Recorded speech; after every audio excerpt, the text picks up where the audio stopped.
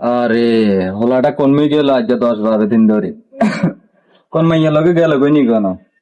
হোলার দুঃখে দুঃখে তো আমি শেষ হয়ে যাবো কই। এ মা মরা হোলাটার দিকে চাই আমি অন্য বিয়ে শাদি করলাম না।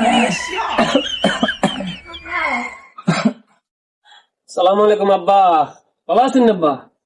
কিরে হতিনের হুত তুই এতদিন কনানে আসিলি আর লগে গিয়ে কেডা মই তো কাম এখন সরাই লেছি। তুই যা আবার সারাই লেছ। এটা এখন বিয়ে করে গেছে না জান আব্বা। আরে হুত তুই তো বাপের দিকে চাইলি না।